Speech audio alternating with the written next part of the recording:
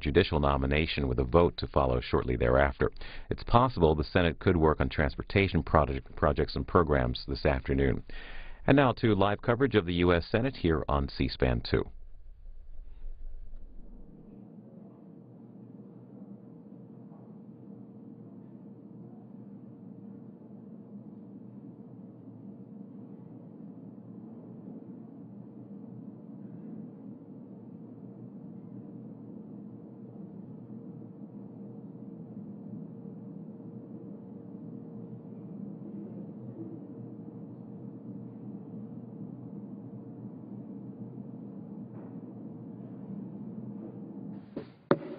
The Senate will come to order. The chaplain, Dr. Barry Black, will lead the Senate in prayer.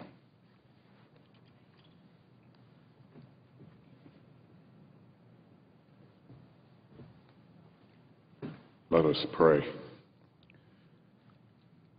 Our Father and our God, who by your word spoke the world into being, we acknowledge how little we often care about this world you love so much.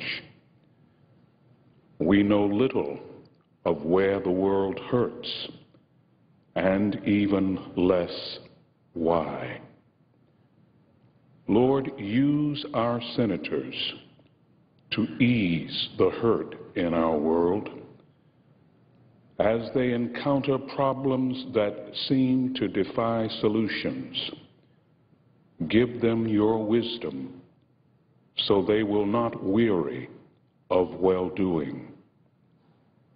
May they be slow to anger and abounding in your steadfast love. We pray in your merciful name. Amen.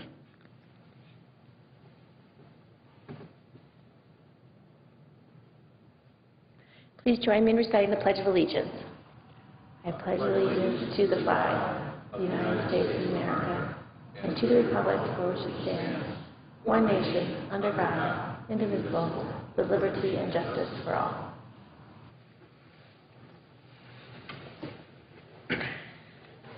Clerk will read a communication to the Senate. Washington, D.C., February 15, 2012. To the Senate, under the provisions of Rule 1, Paragraph 3 of the Standing Rules of the Senate, I hereby appoint the Honorable Kirsten E. Gillibrand, a senator from the state of New York, to perform the duties of the chair. Signed, Daniel K. Inouye, President pro tempore. Madam President. Majority Leader. Following leader remarks, the Senate will be in a period of morning business till noon. Republicans will control the first 30, the majority the second 30 minutes. At noon, the Senate will resume consideration of the nomination of Jordan to be a circuit court judge for the 11th Circuit. Following that vote, the Senate will resume consideration of the Surface Transportation Bill. There could be additional roll call votes on amendments to the bill today. Madam President, we're here today as a result of stalling by my Republican colleagues. We have a judge who the vote was overwhelmingly in his favor. I think there's 89 for him and 4 or 5 against him on moving to proceed to it. But they're making us eat up 30 hours of valuable time here to sit around and do nothing. It's really unfortunate. We have not confirmed the judge yet because under the rules, file cloture on this judge, uncontroversial, non-controversial judge. After a file cloture on it, cloture is invoked, then they get 30 hours under the Senate rules. This has happened scores of times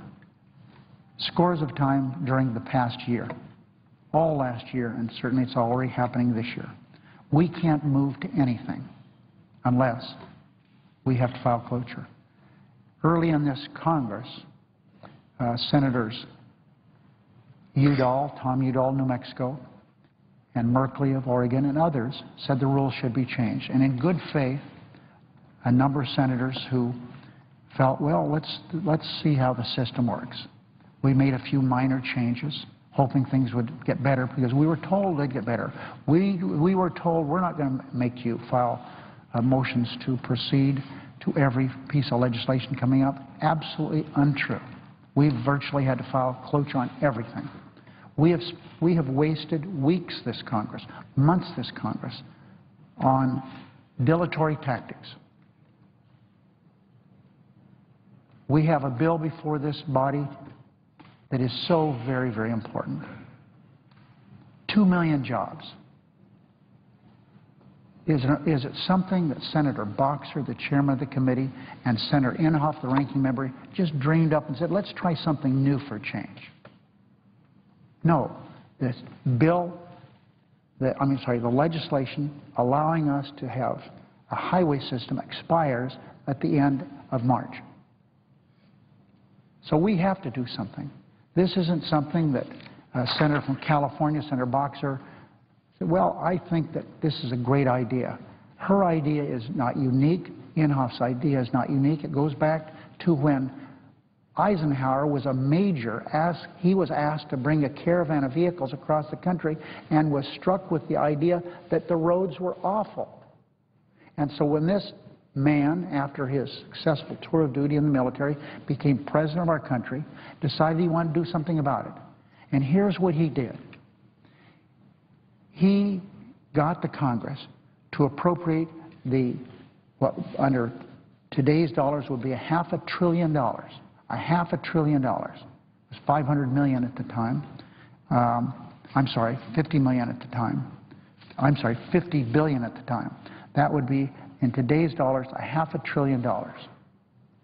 He got it through Congress. Why? He wanted to build about 50,000 miles of roads in this country so that a young major who was directed to bring military vehicles across the country would have roads, highways, freeways to do that. Eisenhower said that it would free the nation from the antiquated shackles of secondary roads. That's what General Eisenhower said. It would give America a modern highway system for moving people and goods across the country. Presidents during this period of time have recommitted to this. Johnson did it. Someone who spoke about it as much, if not more than anyone since Eisenhower was President Reagan. Reagan said, quote, common sense tells us that it will cost a lot less to keep the transportation system we have in good repair than to let it disintegrate and have to start over, end quote.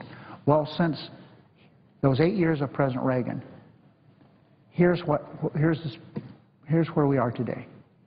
We have 70,000 bridges in this country who are in a state of disrepair. They are unsafe. I was in a meeting yesterday. They talked about a bridge in Reno, Nevada that was built during the Depression by the Works Progress Administration. I was meeting with the flood control district from Washoe County, Nevada, and they said that bridge, beautiful bridge, but it's unsafe. They won't let school buses drive over that bridge anymore with kids in it. The bus can go without any kids in it. But there are hundreds and hundreds of bridges in our country just this same way.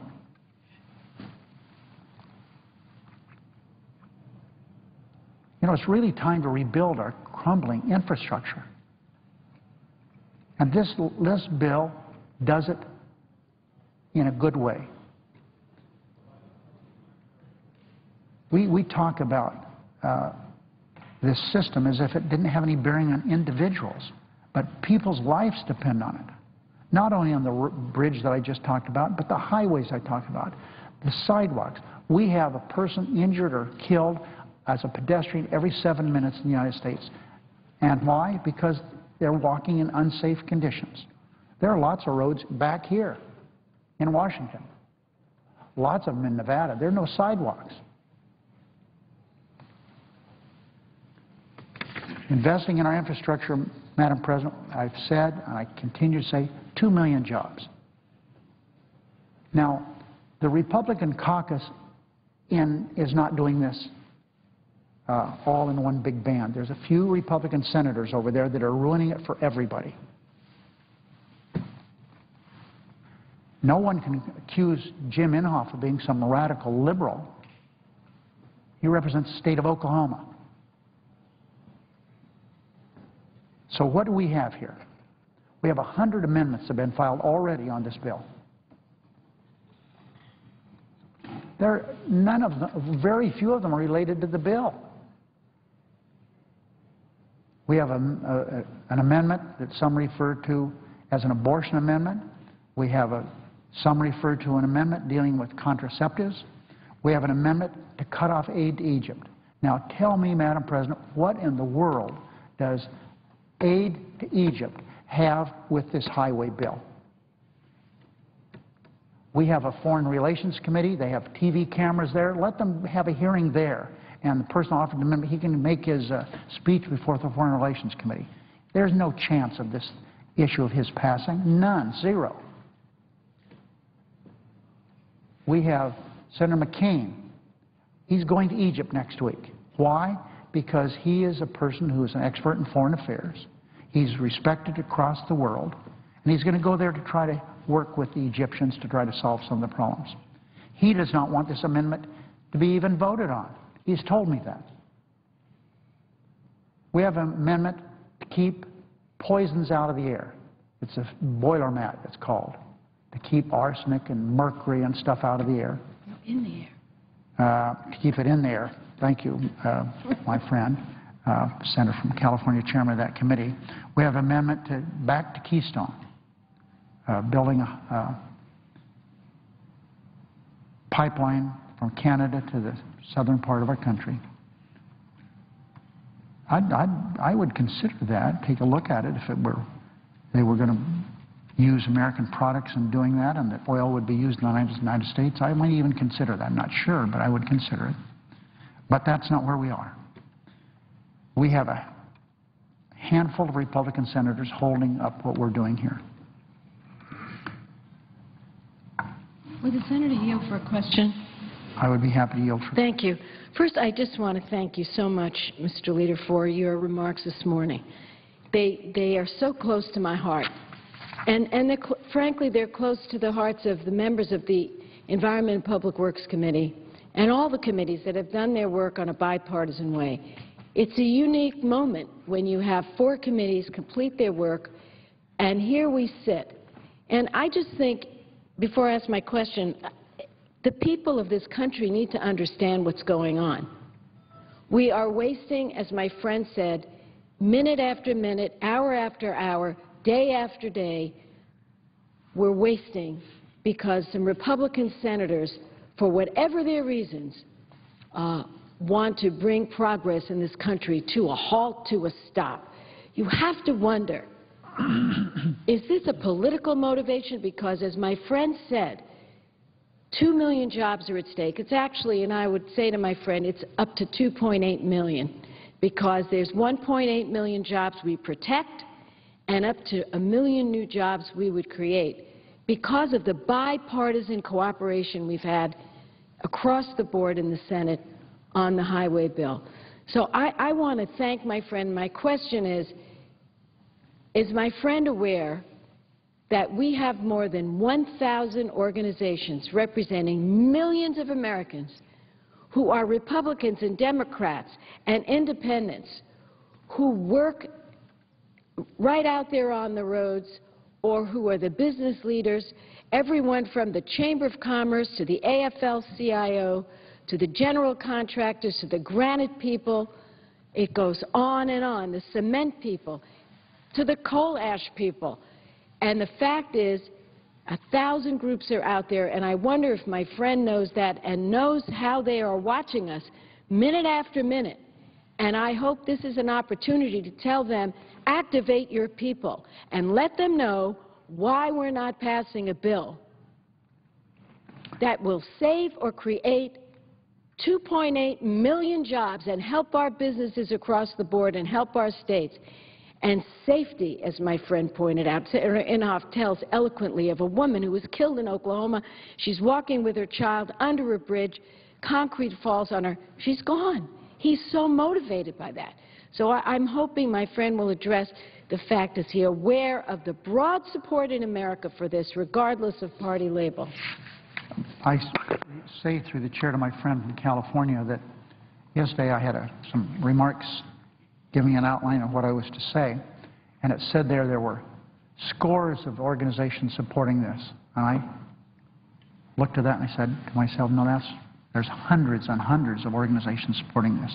So I recognize that. I say to my friend, the chairman of that committee, to even rub salt on the wounds, what we're going through here, the House of Representatives, led by the Republican caucus, which is overwhelmingly Tea Party, they decided they were going to do some legislation. Now, that is a dandy. Their legislation is so bad that the Congressional Budget Office said it would bankrupt the trust fund. We're trying to replenish the trust fund. They're bankrupting the trust fund. But as I hear on the news this morning, the Republican caucus over in the House is fractured, and now they can't figure out what to do with that bill. They're thinking maybe we'll break it into 3 different pieces. Even with the power of the Tea Party, it is so obnoxious and so out of control, that piece of legislation, that they're not going to appear to allow a vote to take place on that, the bill itself, because it's so bad. There's a simple way to avoid this headache, and that is Democrats and Republicans work together. We're here. We want to do this. And I can't imagine, let's assume that I decide to file cloture on this bill. What I would do is have a substitute amendment. Let's decide I decide to do that. I can't imagine why the Republicans wouldn't join with us in doing that. If there's something in the substitute that I disagree with, the amendment process is still there. To not allow the bill to go forward is repulsive. I can't imagine how a majority of the Republicans who say they want this bill done wouldn't allow us at least to get on the bill itself and move forward with amendments. So I'm terribly disappointed where we are. I hope that the House will take a page out of our playbook over here and work together as Boxer and Inhofe have done to come up with a bill that's a good bill. That bill that we're trying to get to here was passed unanimously out of the committee. So I am cautiously optimistic that the American people will see what's going on here and put some pressure on my Republican colleagues to get this thing done. It's just unfair what's happening on this and other pieces of legislation. Madam President, there's a bill due for second reading, S-2105. The clerk will read the title of the bill for the second time. S-2105, a bill to enhance the security and resiliency of the cyber and communications infrastructure of the United States. I would object to any further proceedings with respect to this bill at this time. Objection having been heard, the measure will be placed on the calendar. Note the absence of quorum. Clerk will call the roll. Mr. Akaka.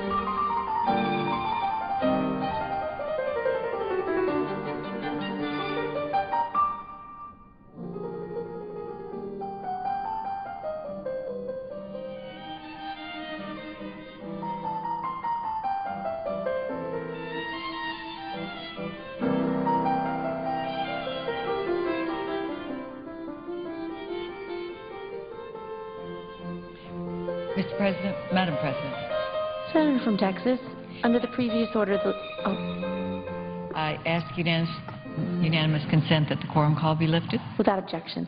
Under the previous order, the leadership time is reserved. Under the previous order, the Senate will be in a period of morning business until 12 noon, with senators permitted to speak therein up to 10 minutes each, and with the time equally divided and controlled between the two leaders or their designees, with the Republicans controlling the first 30 minutes and the majority controlling the second 30 minutes. Madam President, I wanted to comment on the remarks of the leader just a few minutes ago. I really came to talk about the budget, which I want to do, that was produced by the President. But I will say that we had a vote on going to the highway bill last week, and the vote was 89-5. So Republicans are ready to go to the highway bill. We have talked about what a great job Senator Boxer and Senator Inhofe did in the committee, working together to produce a bill.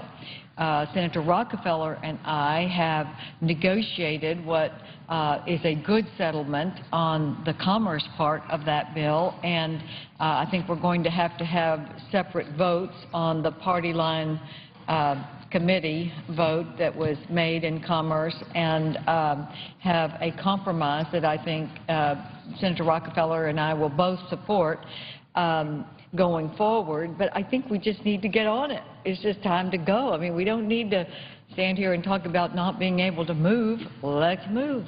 Republicans are ready. Let's go. Madam President, I do want to speak about the budget that came out this week from the President, and I guess I would start by saying, here we go again. Here we go again.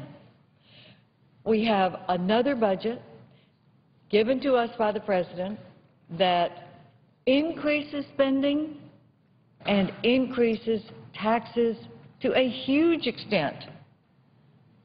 I mean, it's stunning. $1.9 trillion in tax increases in the President's proposal over the next decade.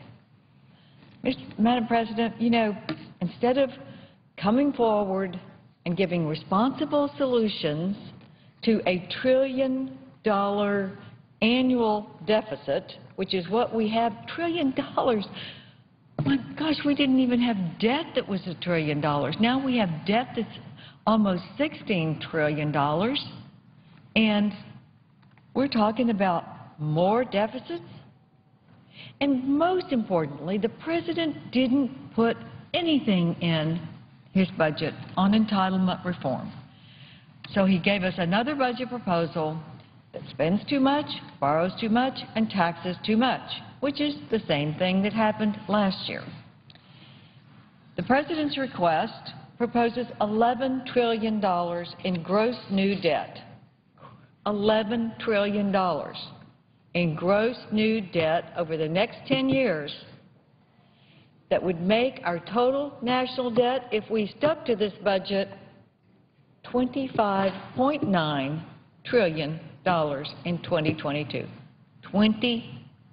Oh my gosh, $25.9 trillion, and we are talking about this as a serious proposal?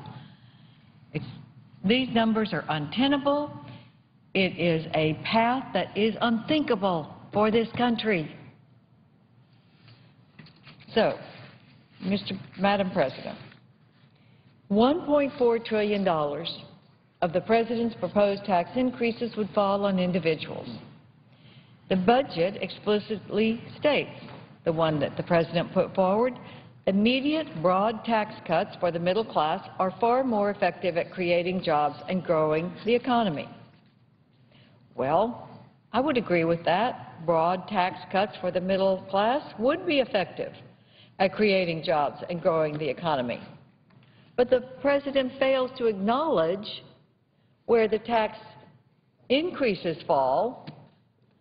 It is on the people who own and work in small businesses. And they're the ones who have the ability to hire if we would let them go. According to the Joint Committee on Taxation, 50% of all flow-through business income will be subject to the proposed tax increases. The National Federation of Independent Business reports that 75% of small business taxes are paid through personal income. on the individual income tax rate because they're organized as flow-through businesses such as partnerships, S-corporations, LLCs, and sole proprietorships. So you are going to the heart of the potential hiring in our economy, and that is small business, and you're going to increase taxes.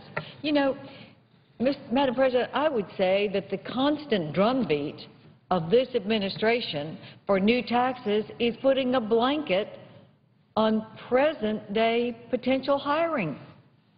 It's putting a blanket on growth because our small businesses see the President continuing to come forward again and again and again and talk about new taxes on the people who could create jobs.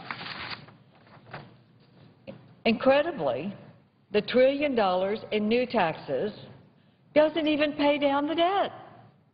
It doesn't lower the deficit. The new taxes that the President is proposing just increase spending. Oh my gosh. Instead of cutting deficits and responsible spending cuts, we're talking about new taxes and new spending. Now, Madam President, where have we heard this before? We've heard it out of Washington, D.C. for years. And it is the wrong approach, and it's why we're in trouble right now with a $15 trillion debt.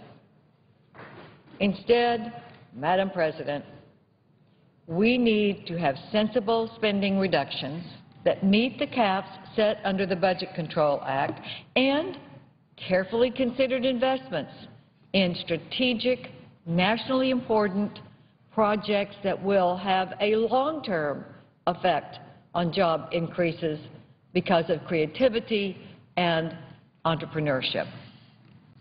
We must cut spending. It's simple. That's it. We've got to cut spending if we are going to get our fiscal house in order. And most importantly, Madam President, we need to address entitlements, which the President did not do.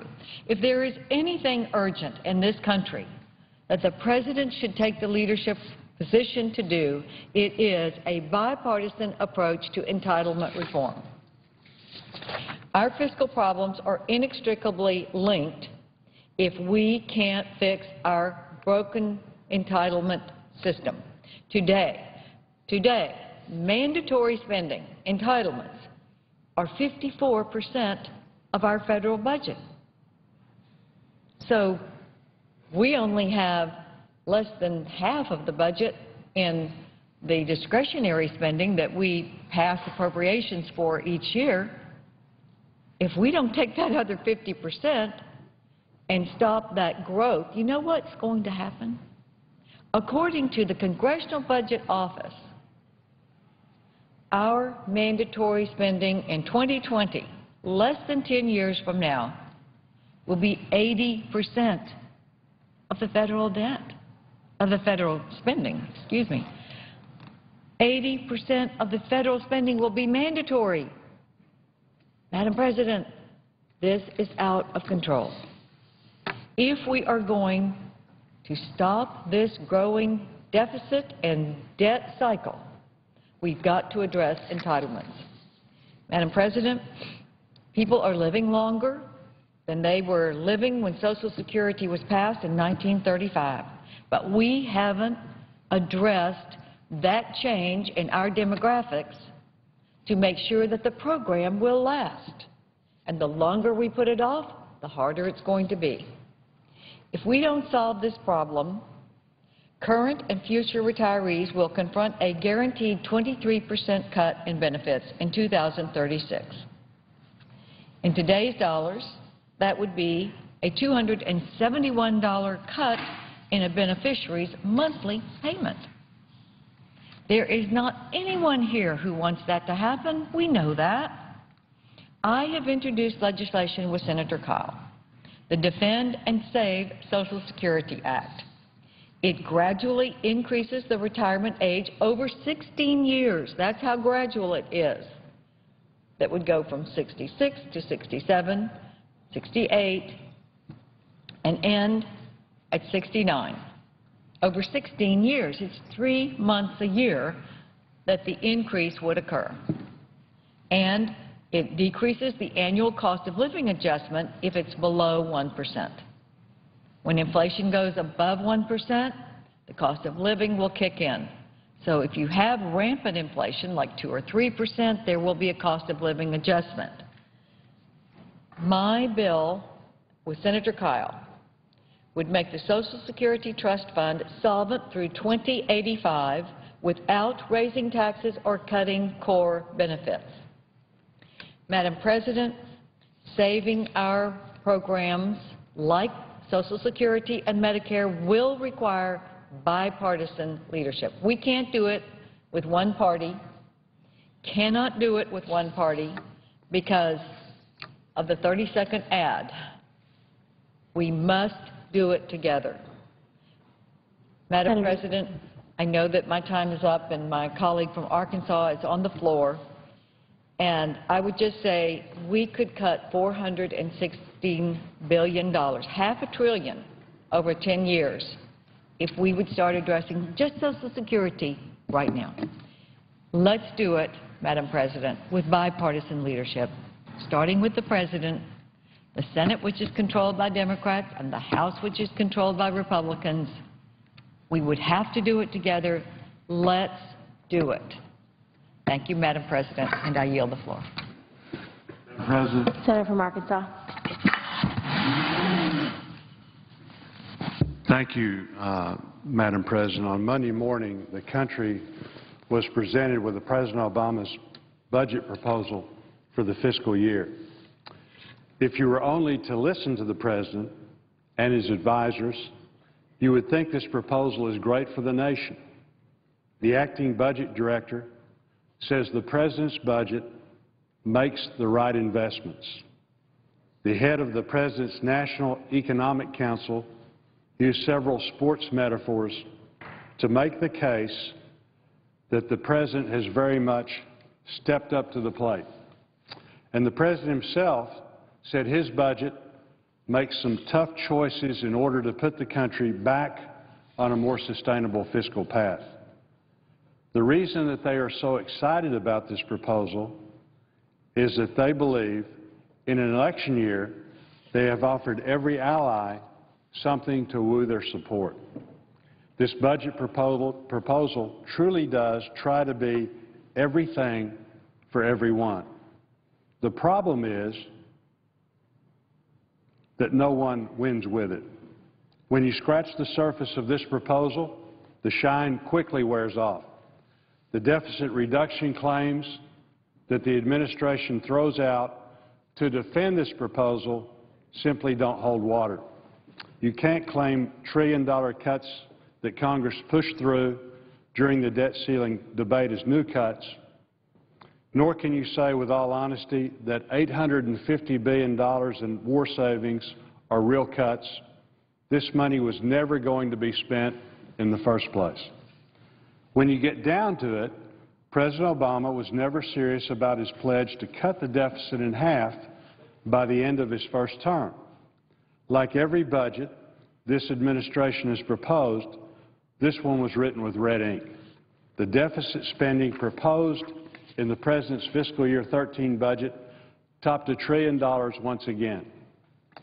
This is simply an unsustainable rate of spending.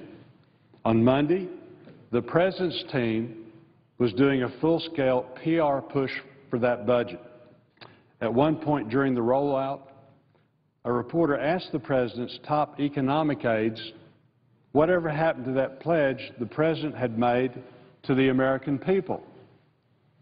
Gone from their answers was the tough talk about making difficult decisions and facing challenges we've long neglected. Instead, his advisors were left to pull out the old standby excuse that the President and his team simply didn't realize how bad the economy actually was when they first took over. Clearly, they still don't realize it now. Not only does the President's budget ignore the very real disarray our fiscal house is in, it makes it worse. Since President Obama took office, our national debt has shot up 42%. Under President Obama's watch, the national debt has jumped to a jaw-dropping $15.1 trillion. This is the fourth year in a row that the budget would run a deficit above $1.29 trillion. When it comes to fiscal responsibility, this is not a record to be proud of. America deserves better than a collection of tax hikes, phony savings, and additional debt. The President's budget proposal is bad for seniors, as it takes no steps to protect and strengthen Medicare and Social Security. It will hurt the chances of an economic recovery through tax hikes and will add $11 trillion more to our already staggering national debt in a 10-year period. We cannot continue to keep going down this road. America's fiscal health is at stake. We've got to stop spending more than we take in. If not, we risk going in the direction of Greece, Portugal, Italy, and other European countries that have spent their way to the brink of default. As we head into the final year of President Obama's first term, we have already witnessed the most rapid increase in debt under any U.S. president. With our national debt already the size of our entire economy, the President has proposed a budget that calls for hundreds of billions of dollars in new spending. If we followed through with this budget, deficit spending would exceed $600 billion every year but one over the next decade. Our national debt would grow to $18.7 trillion. President Obama would like you to believe that if we simply raise taxes, we can solve all of our fiscal problems. A recent CBO report shows that spending is the primary cause of our financial fiscal crisis and supports spending cuts rather than tax increases to reverse the trend. But the President is holding steadfast to his desire to raise taxes as an answer. The President's failed policy of borrowing, spending, and taxing is just what the CBO is warning us to avoid. It hasn't worked in the past, and it won't work in the future. Washington does not have a revenue problem. Washington has a spending problem. The fact that President Obama still believes we can tax our way out of the problem reveals a huge disconnect with the American people.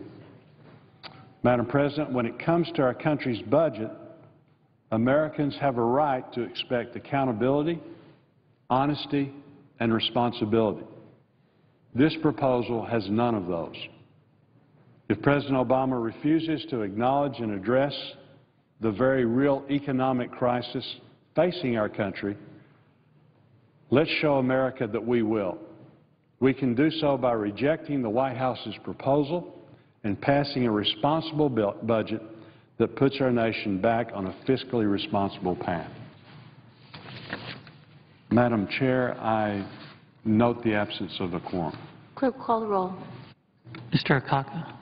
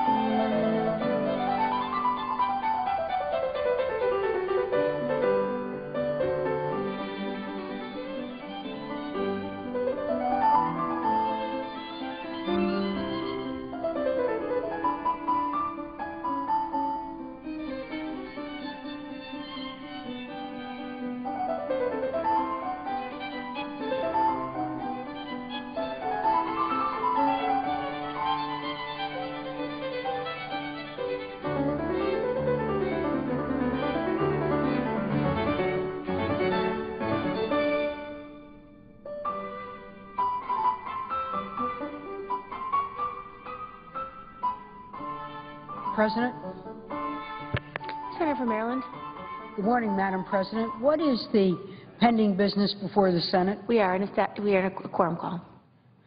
Madam President, I ask the call of the quorum be vacated. Without objection. And now what is the pending business? Senate is in a period of morning business.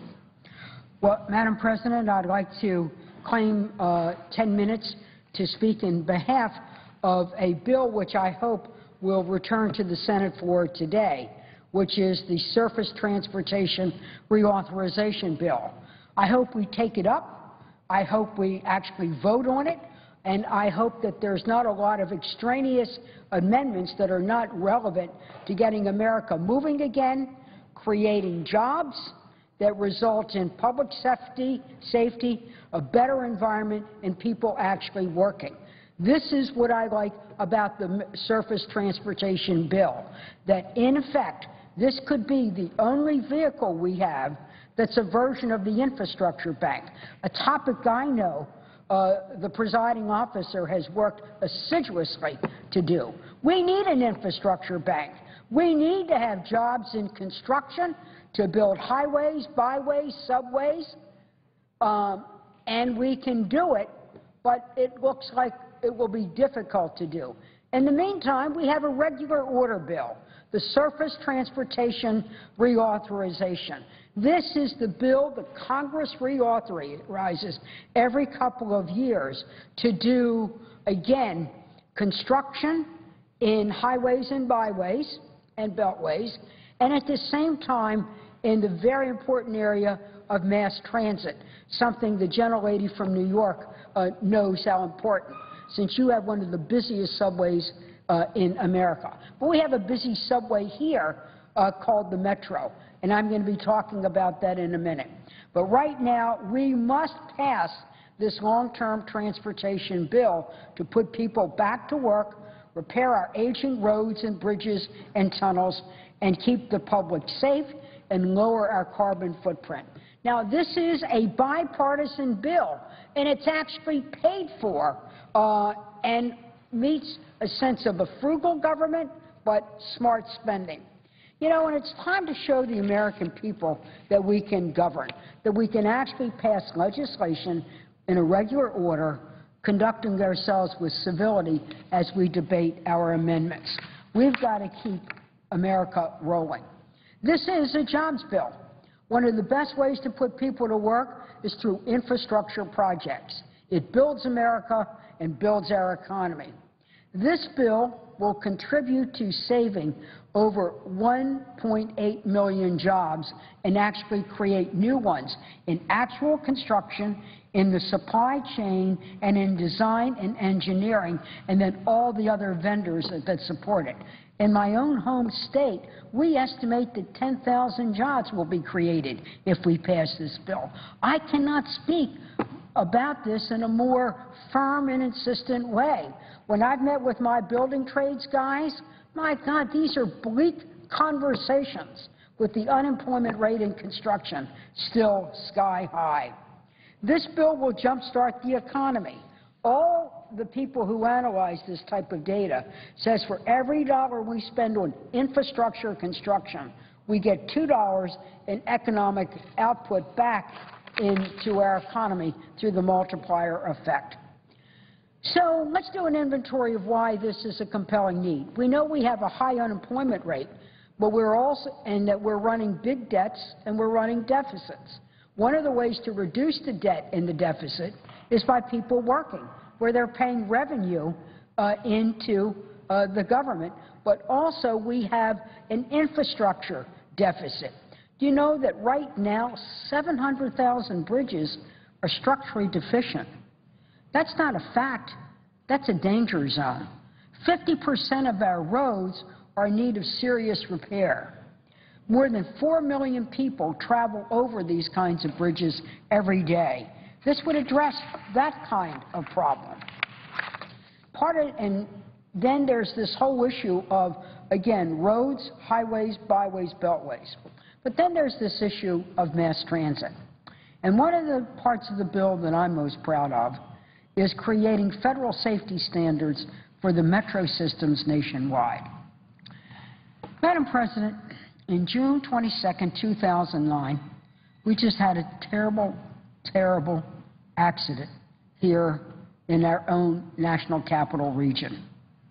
9 people were killed and 50 more injured in a terrible metro transit accident. That's when a red line train struck another train. Now, the woman who was the conductor on that train tried valiantly to save her passengers. She died as a result. Well, we went to the funerals, we listened to the people, and we always say, we'll never forget. But we do. But I didn't. And the Maryland delegation didn't. Ben Cardin didn't forget. Chris Van Hollen didn't forget. Donna Edwards didn't forget.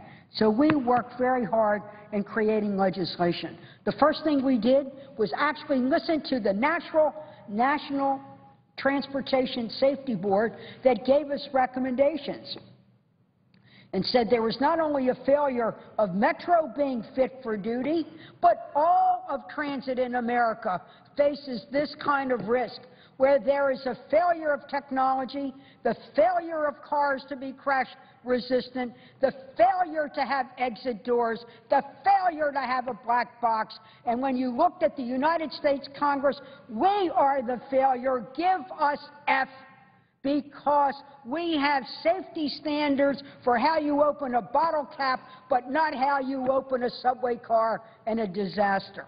So it wasn't Senator Barb making up safety rules on her own. We went to and listened to the National Transit Safety Board. I put in legislation to give the Federal Transit Administration the authority to establish and enforce national safety standards for Metro. We had aggressive oversight hearings. Metro leadership initially just was dragging its axles, but I wouldn't take no for an answer. We shook up the management. We shook up the board. Now I'm going to shake up the Congress. I want to thank Senator Bob Menendez. He had a parallel bill, and I want to thank Senator Tim Johnson, the chair of the committee. They've taken my ideas. They've actually done a version of their own, and working together, we've come up with a great solution that has bipartisan support. This checklist for change that I insisted on would replace the oldest cars in the fleet. It would develop real-time automatic controls so the technology would have redundancy in it. It would develop a training and certificate program so the personnel would know not only how to operate a car, but what to do in the danger zones. Runaway cars make a great movie. Denzel Washington did that one. But I don't want to see another movie where there's another transit system that went through the horrific accident of mine. So in this checklist for change, legislation working again with Senator Menendez, my colleague Senator Cardin, who I can't give enough credit to. Our new bill, in this bill, gives the Transportation Secretary, Mr. LaHood, authority to establish and enforce safety standards and allows federal funding for these safety improvements. So I'm really pleased that this was inculcated. But, Madam President, the story goes one step farther, and this is about an example. Last year, through the appropriations, I was able to get funding working with Senator Murray to be able to replace the Metro cars. That's these ones. They're old, they're dated, they can't withstand the kinds of pressures, all the problems I just enumerated. I'm going to tell you the rest of the story if Paul Harvey were on the floor. A couple of weeks ago, during one of our work weeks when we were visiting our constituents, I went to a place called Kenore Breaks in a county called Carroll County, which was once very rural. And there, Kenore Breaks actually makes the brakes for these Metro cars and makes the brakes for Amtrak and makes the brakes for many transit systems in the United States of America. Because of the improvements at Metro, they've been able to hire more people. I wish you could have walked that factory floor with me. It's not your grandfather's factory floor, which was often dark and dangerous. Clean, using the best of engineering, a few robots, engineers with skilled blue-collar workers who are machinists who are working on this very specialized work, because these brakes have to work, and they're the best in the world. Well, my workers in Maryland are the best in the world. Yes, they're part of a German holding company, so we're ready to be global. And at the same time, they are fixing not only Washington's metro, but they're working on transit systems. And my whole point is smart funding in the area of infrastructure and in transportation safety creates American jobs. Every time we modernize our transit fleet, we are building railroad cars in the United States of America. Those brakes that will go on that car, many of them will be made in Maryland by Maryland workers competing with other American companies. And you know what? That's what it's all about.